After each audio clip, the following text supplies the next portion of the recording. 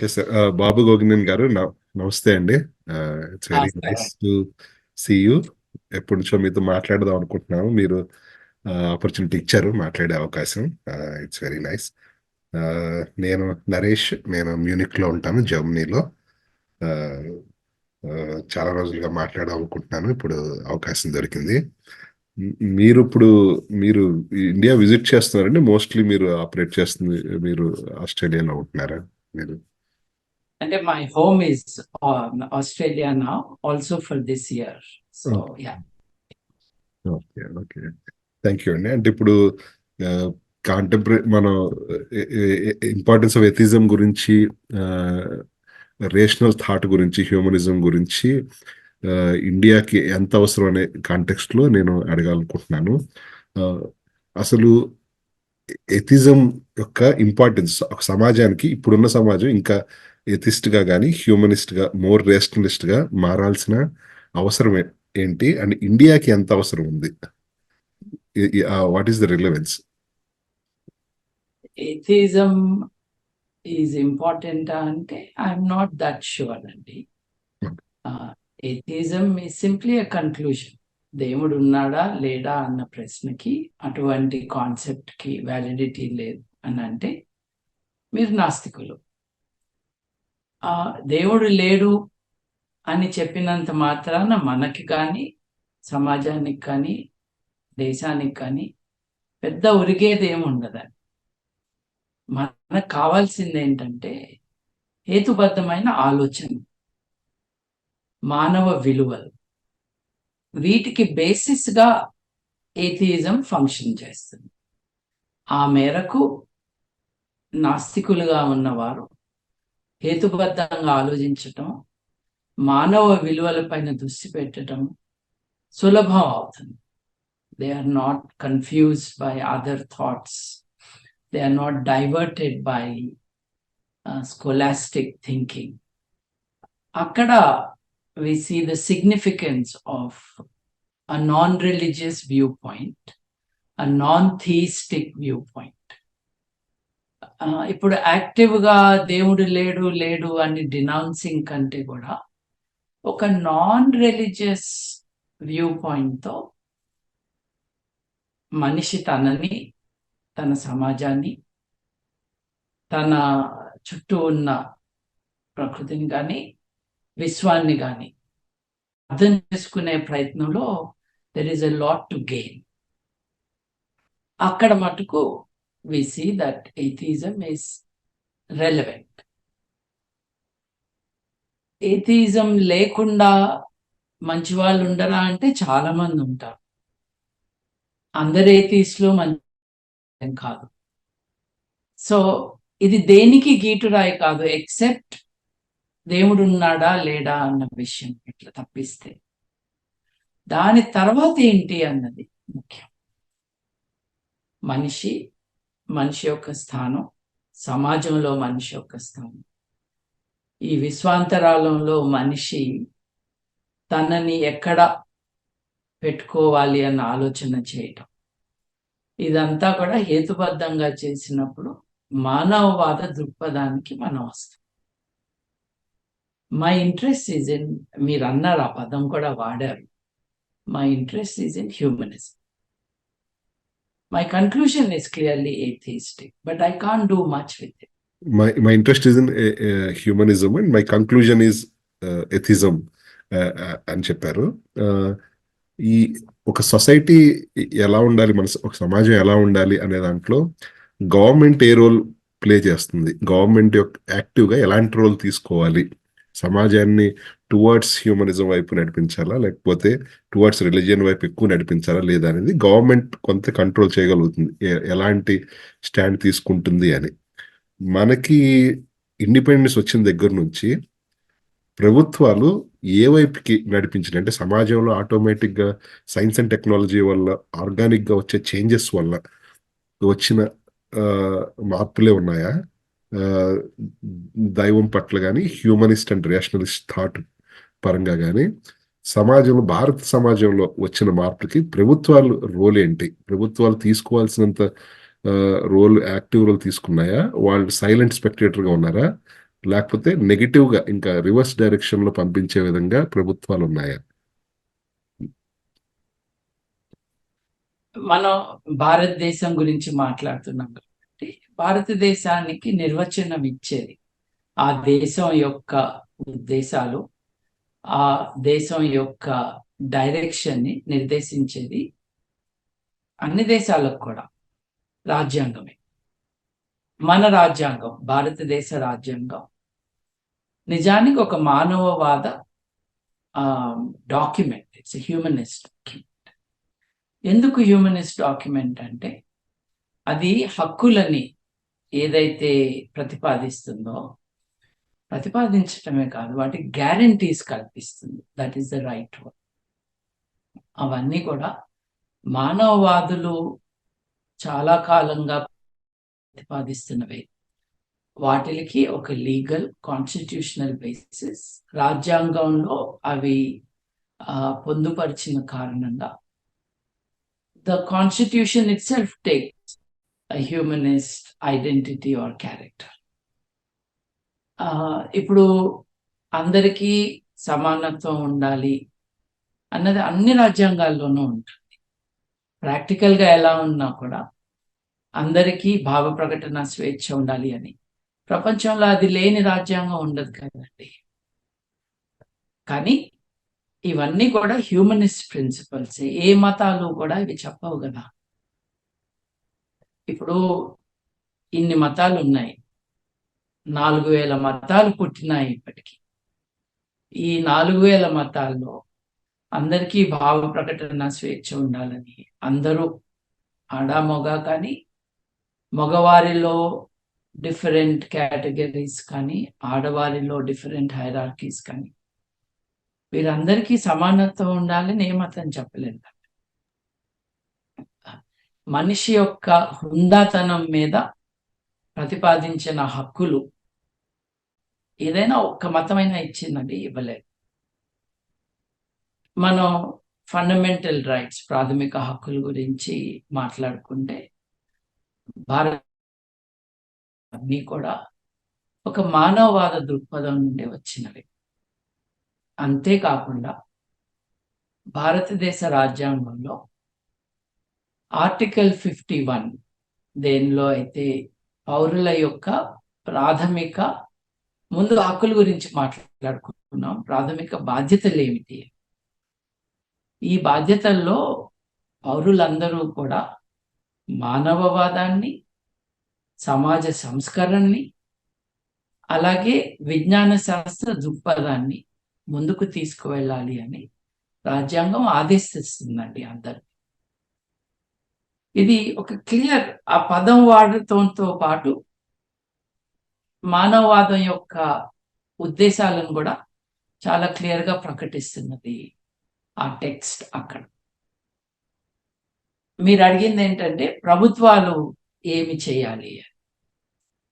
ప్రభుత్వాలు కేవలం రాజ్యాంగంలో ఉన్న విలువల్ని, దాంట్లో ఉన్న హక్కుల్ని, ఆ హక్కుల్ని ఎలా కాపాడాలో ప్రభుత్వానికి రాజ్యాంగం ఏ ఆదేశాలు అయితే ఇస్తుందో వాటిల్ని పాటిస్తే చాలు. నిజానికి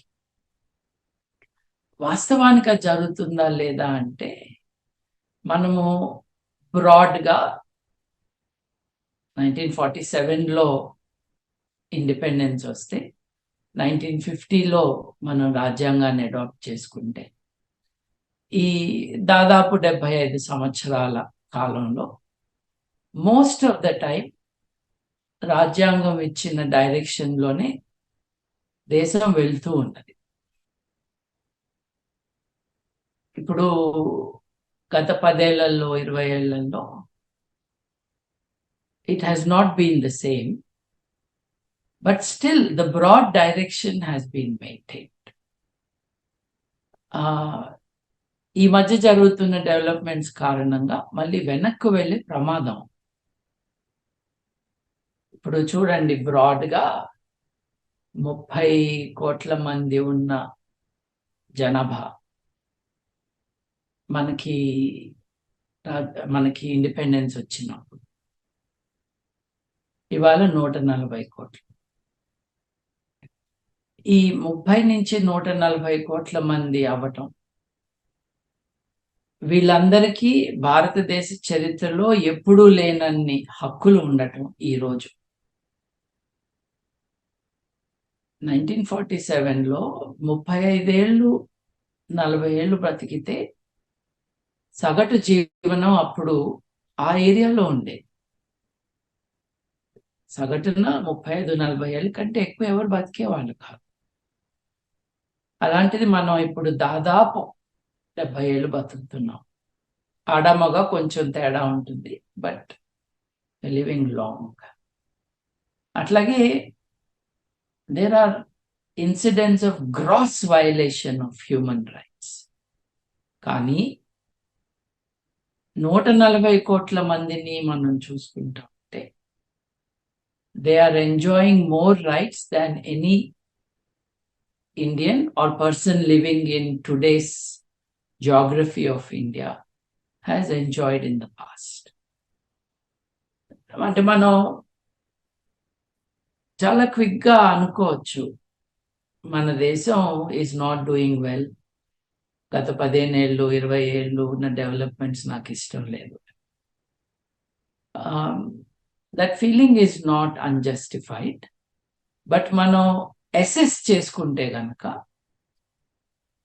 ఈ దేశం సాధించింది మామూలు ఇది కాదండి. 1947లో ఆ 30 కోట్ల మందికి కరువు చావులుండేవి. కలకత్తా ఫ్యామిన్, లక్షల మంది రోడ్డు మీద తిండి లేకుండా, హిట్లర్ కాన్సన్ట్రేషన్ క్యాంపుల్లో తిండి లేకుండా ఎట్లా చచ్చిపోయారో కలకత్తాలో వీధుల్లో చచ్చిపోయారు అట్లా ఫ్రీగా ఉంటూ కూడా.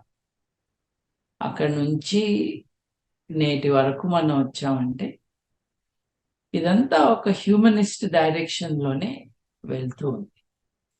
గ్రేటర్ ఈక్వాలిటీ,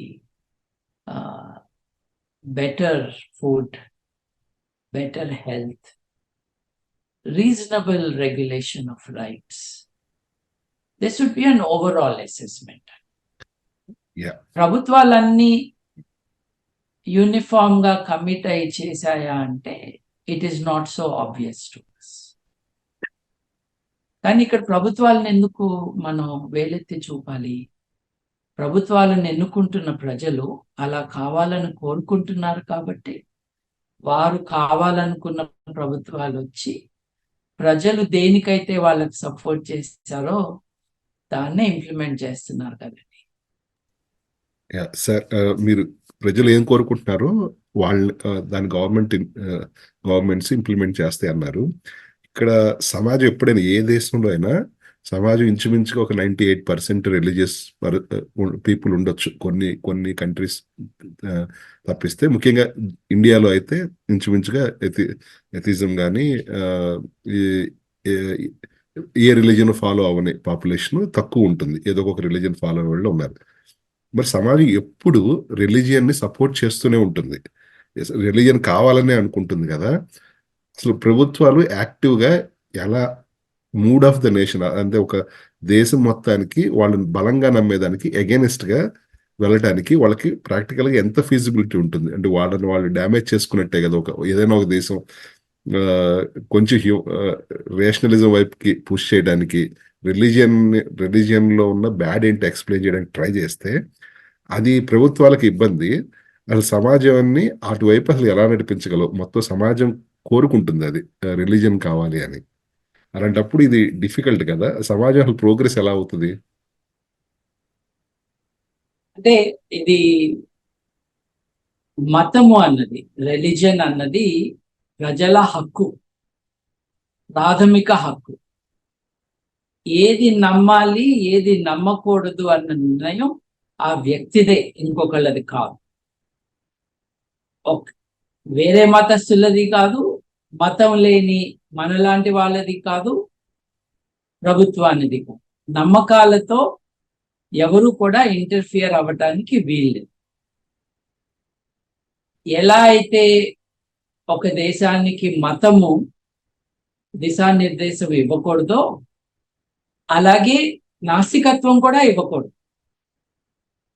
ఒకప్పుడు చైనాలో, రష్యాలో, అల్బానియాలో, ఒకటి కాదులేండి, ఈస్టర్న్ యూరోపియన్ కంట్రీస్ లో మతరహితులకే ప్రాధాన్యత ఇస్తూ, నాస్తికులకే ప్రాధాన్యత ఇస్తూ మతస్థులని వేధించిన చరిత్ర మనం చూసాం.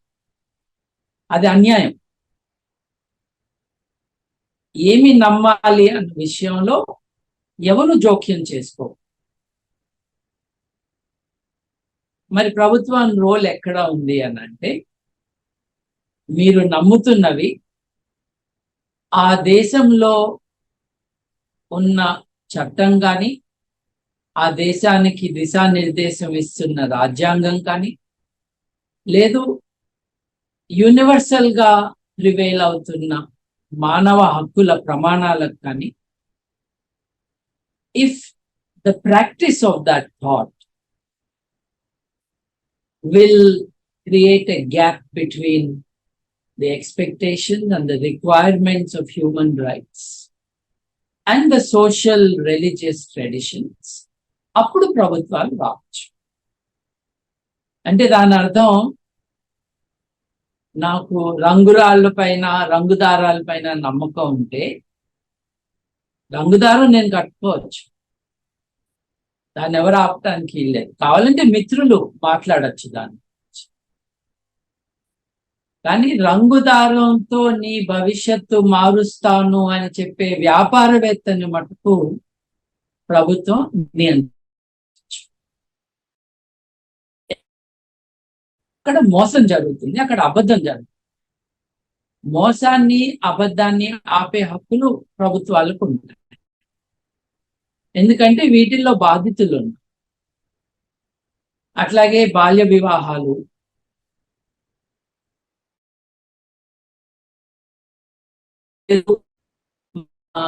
ఆచారం అని, మా మతం చెప్తుంది అని అనటానికి వీల్లేదు. దానికి రిలేటెడ్ చట్టాలు క్రిమినల్ లాలో ఉన్నాయి. ఎందుకంటే ఇవన్నీ నేరాలు. ఒకరిని మోసపుచ్చడం, ఒకరిని ఎక్స్ప్లాయిట్ చేయడం, ఒకళ్ళని తప్పుదోవలోకి తెలిసి తప్పుదోవలోకి స్వంత లాభం కోసం తీసుకెళ్ళటం, వీటన్నిటిని రెగ్యులేట్ చేయడానికి చట్టాలు ఉన్నాయి. చట్టాల విషయంలో భారతదేశం ఏ దేశానికి తీసిపోలేదండి. ఇంప్లిమెంటేషన్ లో ఉన్నాయి ప్రాబ్లమ్స్. ఎందుకున్నాయి ఇంప్లిమెంటేషన్ లో అంటేనండి, ఫైనల్ గా చట్టాన్ని ఆచరించే వాళ్ళు, దాన్ని ఇంప్లిమెంట్ చేసే వాళ్ళు, they must be committed to the spirit behind the legislation. అది లేదు కదండి. ఇప్పుడు చాలా కాలం వరకు తెలంగాణ రాష్ట్రంలో, నేటి తెలంగాణ ఒకప్పుడు యునైటెడ్ ఆంధ్రప్రదేశ్లో పోలీస్ డిపార్ట్మెంట్లో మంత్రగాళ్ళని పెట్టుకునే వాళ్ళు, ఏదైనా క్రైమ్ గురించి తెలుసుకోవటం. మరి మంత్రగాడు నేరం చేసినప్పుడు పోలీసులు ఎలా ఆపుతారండి? ఇప్పుడు లేదులేండి అది. ఇది కొంచెం న్యూ థింగ్, నాకు తెలియదు అసలు ఇలా పోలీసుల దగ్గర మంత్రగాళ్ళు ఉండేవాళ్ళు అనేది. ఓల్డ్ సిటీలో, హైదరాబాద్ ఓల్డ్ సిటీలో దిస్ వాజ్ బీయింగ్ డన్. సరే, పోలీసులు పక్కన పెడదాం. ముఖ్యమంత్రులు, మంత్రులు, గవర్నర్లు, జడ్జిలు, వాళ్ళు కూడా మూఢనమ్మకాల వైపుకే వెళ్తున్నారు కదా. అండ్ వాళ్ళు యజ్ఞాలు యాగాలు చేసి మేము హౌ రిలీజియస్ వీఆర్, మేము ఎంత మంచి వాళ్ళం, దేవుడి భక్తులు అనేది ప్రజలకి గట్టిగా చూపించే ప్రయత్నం కూడా చేస్తున్నారు. అంటే అది ఇట్స్ ఎ పర్సనల్ అఫైర్, మా ఇంట్లో చేసుకునేది అనేది కాకుండా ప్రజలందరూ చూడాలి, మేము ఎంత రిలీజియస్ చూడండి, దానివల్ల మేము ఎంత మంచి వాళ్ళం అనేది మీరు అర్థం చేసుకోవాలని కొంచెం యాక్టివ్గా చూపిస్తున్నారు కూడా. Absolutely. ఇప్పుడు religion has a false claim that religion improves morality in society. అదొకటి ఉంది. కానీ దీన్ని ప్రోత్సహిస్తున్నది ప్రభుత్వంలో ఉన్న వాళ్ళే కదండి. ఇప్పుడు ఎలక్షన్ లో గెలవటానికి కేసీఆర్ చేయని యాగం లేదు కదండి. చండీ యాగం చేశాడు, ఆయన రాజసూయ యాగం చేశాడు, శత్రు సంహార యాగం చేశాడు. మళ్ళీ దానికోసం కర్ణాటక, హైదరాబాద్ కర్ణాటక నుండి, అట్లాగే ఆంధ్రప్రదేశ్ నుండి పండితులను రప్పించి చేశాడు. కర్ణాటకలో హోమం ఏదో చేసుకుంటా ఉంటే తెలంగాణ నుంచి చాలా మంది యజ్ఞం చేయటానికి మనుషులు ఈయన పంపించారు ముఖ్యమంత్రిగా ఉంటూ. ఈయన రాకముందే, ఇంకా ఇంతకు ముందే ఆంధ్రప్రదేశ్ లో డీజీపీను ఇంకొక సీనియర్ పోలీస్ ఆఫీసరు ఒకళ్ళ మీద ఒకళ్ళు మంత్రాలు వేసుకుంది పబ్లిక్, అంటే చేతబడి చేయించి.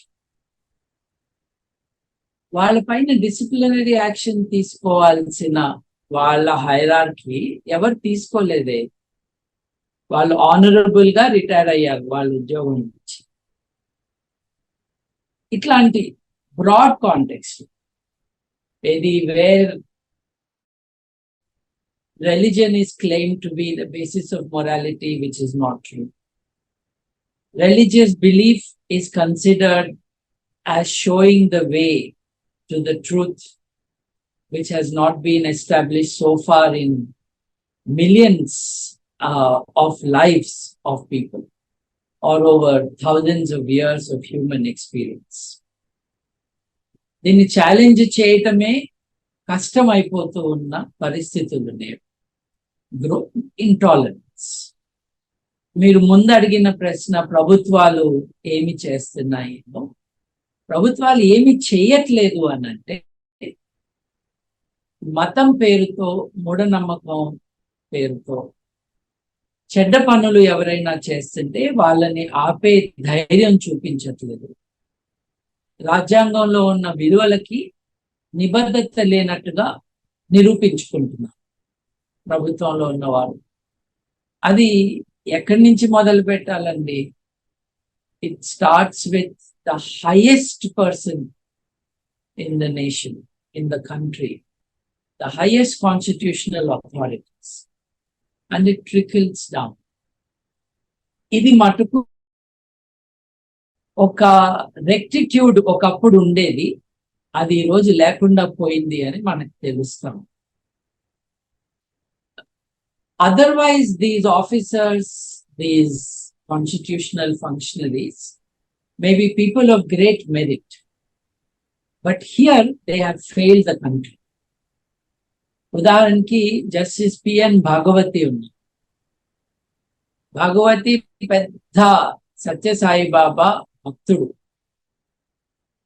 అంటే వెళ్ళి ఆయన కాళ్ళ దగ్గర కూర్చోవటమే ఆయన పనిలాగా బిహేవ్ చేశారు. సత్యసాయి బాబా వారి ప్రశాంతి నిలయం బోర్డులోనో, డైరెక్టర్స్ బోర్డులో కూడా ఆయన చేరాడు.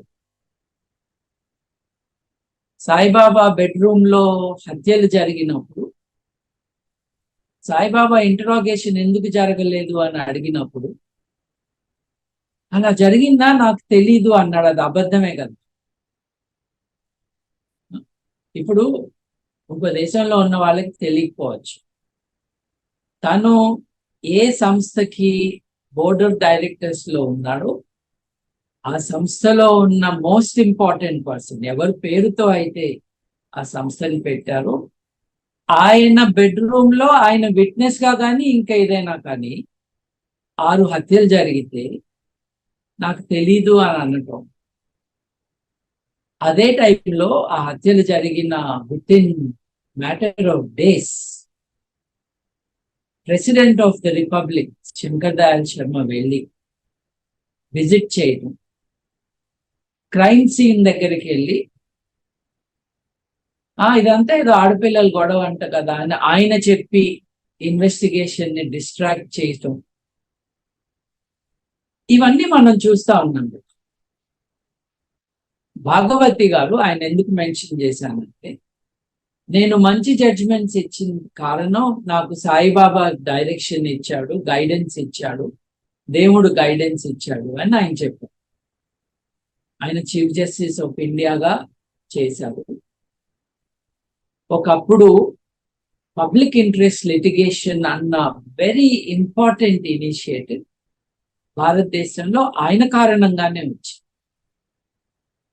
బట్ హీ సెడ్ దిస్, తన జడ్జ్మెంట్ దేవుడు రాస్తున్నాడు అని చెప్పాడు. మరి ఈయన జీతం తీసుకోవటం దేనికి?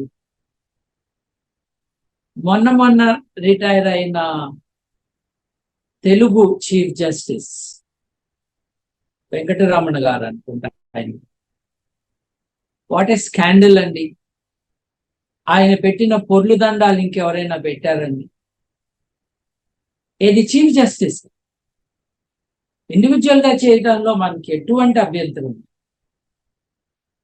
భారత ప్రధాన న్యాయమూర్తి గారు మంది మార్బలంతో ఆ పొజిషన్ కి ఉండాల్సిన ప్రోటోకాల్ ని వాడుకుంటూ అక్కడికి వెళ్ళి పొర్లు దండాలు పెట్టడం, what is the message that is received by other religious people and the non religious? పెద్ద ప్రాబ్లం కదండి ఇది. So the officers of the government are behaving in a way that the constitution does not allow them. Hyderabad లో వానలు పడకపోతే doctor చదివిన medical degree ఉన్న ముఖ్యమంత్రి రాజశేఖర్ రెడ్డి గారు మంత్రాలు చదివించారు. మంత్రాలు చదివించడం కొత్త పద్ధతి ఏంటంటే, అప్పటి వరకు హిందువులే చేసేవాళ్ళు, ఈసారి ముస్లింలు క్రిస్టియన్లు కూడా తోలారు గండిపేటకి పూజలు చేయడం. వాళ్ళు అక్కడితో ఆగకుండా కప్పల పెళ్లిళ్ళు చేశారు. వీళ్ళ ఫలితాలు ఎప్పుడు ఉంటాయంటే, వానాకాలం పూజలు చేసినప్పుడు వానలు పడుతున్నాయండి. ఎప్పుడైతే వానలు పడవో ఆ టైంలో వీళ్ళు పూజలు చేయరండి. హైదరాబాద్లో ఎండాకాలంలో రెగ్యులర్ గా చినుకులు పడటం తెలుసు అందరికి. రఫ్ గా ఏ తేదీల్లో కూడా అందరికీ తెలుసు. ఆ టైంలో వీళ్ళు పూజలు చేయటం, ఇదిగో నేను చెప్తేనే వచ్చింది అంటాం. వీళ్ళెవ్వరూ థార్ డెజర్ట్కి వెళ్ళి ఎడారిలో చేసేవాళ్ళు కాదు. ఇట్లా జోకర్ పనులు చేస్తున్న వాళ్ళందరికీ ప్రభుత్వం నుండి సపోర్ట్ వస్తుంది. వాస్తు ప్రకారం నా బిల్డింగ్ లేదు అని చీఫ్ మినిస్టర్ ఎన్టీ రామారావు దగ్గర నుంచి చీఫ్ మినిస్టర్ కేసీఆర్ వరకు they caused immense harm to public finances. ఇప్పుడు వాస్తు ప్రకారం ఈ గేట్ ఇక్కడ ఉండకూడదు, నువ్వు ఇచ్చి ఈ జేబులోంచి డబ్బులుది. నీ మూఢనమ్మకాలకి ప్రజల సొమ్ము ఎందుకు వాడుకుంటు? రాజశేఖర్ రెడ్డి అటువంటి పనులే చేసి చేయని ముఖ్యమంత్రి ఎవరన్నా అడిగితే ఈజీయే. సో వీళ్ళందరూ కూడా ఒక రకంగా they are conniving in their ignorance and stupid beliefs to subvert and defeat the values of the Indian Constitution. దీనికి వ్యతిరేకంగా పనిచేస్తూ ఉన్న వాళ్ళని దేశద్రోహులుగా చిత్రీకరించే స్వేచ్ఛని వాళ్ళు క్రియేట్ చేస్తున్నారు. ఇది ఆపాలి అని కోరిన వాళ్ళని అడ్డుకునే వాళ్ళకే ప్రివిలేజెస్ ఉన్నాయి ఈరోజు. అంతేకాకుండా వాళ్ళపైన మా మనోభావాలని, మతపరమైన మనోభావాలని కించపరిచారని కేసులు పెట్టే అవకాశం. Weaponisation of the law so that you can defeat the people or you can deter them from speaking the language of science, rationality, modern thinking, intelligent practice, critical thinking. వీటన్నిటిని ఆపటానికి చాలా ప్రయత్నాలు చేస్తారు. ఎవరిపైన ప్రయోగిస్తున్నారు చట్టాన్ని? రాజ్యాంగం విజ్ఞాన శాస్త్ర స్ఫూర్తిని పెంపొందించాలి అని ఆదేశిస్తే ఆ ఆదేశాన్ని ఇంప్లిమెంట్ చేస్తున్న పౌరుల పైన ఒక వెపనైజేషన్ ఆఫ్ ద లా ప్రయోగం చేస్తున్నారు. రాజ్యం బాధ్యత ఏమై ఉండాలి ఆ పరిస్థితిలో? రాజ్యాంగం చెప్పింది పౌరుడు చేస్తున్నాడు కాబట్టి ఈ పౌరుడికి రాజ్యం యొక్క రక్షణ ఉండాలి అని ప్రభుత్వాలు స్టెప్స్ తీసుకోవాలి. జస్టిస్ నాగరాజు గారు కర్ణాటక హైకోర్టులో వారు ఈ విషయం చాలా గట్టిగా చెప్పారు. జ్యుడిషియరీ విషయానికి వస్తే బాంబే హైకోర్టు కానీ మద్రాస్ హైకోర్టు కానీ 2 కోర్టులు కూడా మతస్థులకి నాస్తికుల కంటే ఎక్కువ హక్కులు ఉండవు. వారికి ఏ హక్కులు ఉన్నాయో నాస్తికులు కూడా ఆ హక్కులే ఉంటాయి. తమ మతాన్ని, తమ నాస్తికత్వాన్ని ప్రకటించుకునే హక్కు ప్రతి ఒక్కరికి ఉంటుంది. దాన్ని ఆపటానికి వీల్లేదు అని తీర్పులు ఇచ్చాయి. అప్పటి ఆంధ్రప్రదేశ్ హైకోర్టులో ఇంకో గొప్ప విషయం, రామకృష్ణ గారు అనే ఒక లెఫ్ట్ యాక్టివిస్ట్, వారి పిల్లలు ఒక స్కూల్లో కాలేజీలో సికింద్రాబాద్లో అడ్మిషన్ కోరినప్పుడు మతం ఏంటో చెప్పమంటే మాకు మతం లేదు మేము చెప్పము అన్న కారణంగా వాళ్ళని ఇబ్బందులకు గురి చేస్తే వాళ్ళు కోర్టుకు వెళ్ళారు.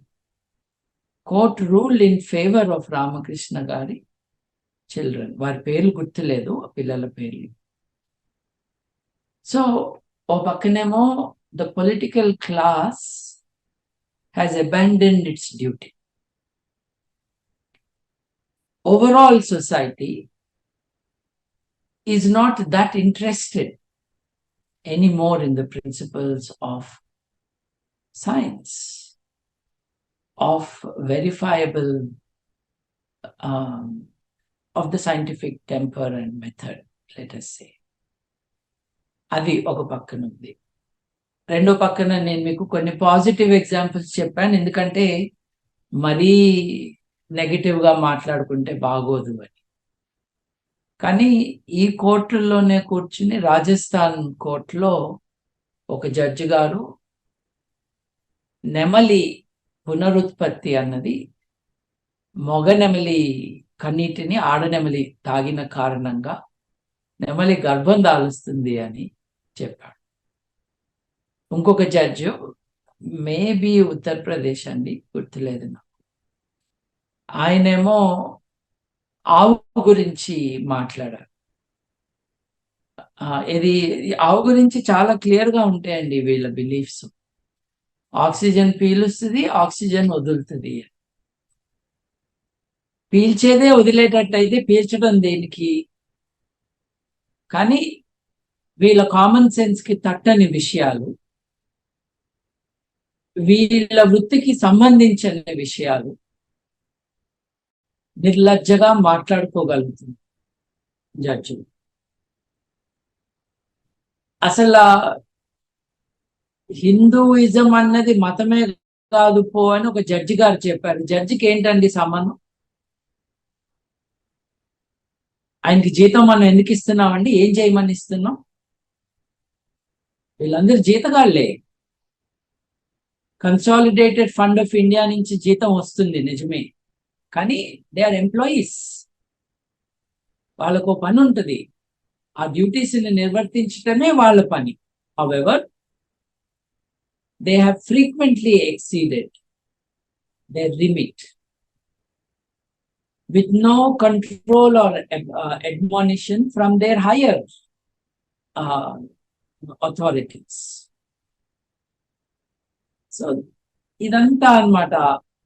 ఓన్లీ సైంటిస్టులు కాపాడుతారేమో దేశం అంటే, ఈ మధ్య కాలంలో వాళ్ళల్లో కూడా వెర్రిగా ఉన్న వాళ్ళకి, వెర్రి ఆలోచనలు, వాళ్ళ ఉద్యోగానికి సంబంధం లేని పనులు చేసే వాళ్ళకి కొత్త ధైర్యం వచ్చింది.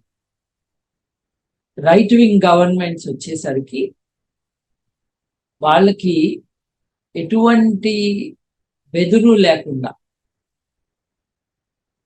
గుళ్ళకి వెళ్ళి పూజలు చేయటాలు, ఇటువంటి ఏమనాలి, ఇటువంటి స్టూపిడ్ థింగ్స్ చేయటం మనం చూస్తాం. అది ఇస్రో వాళ్ళే కాదు, అందరూ చేస్తారు.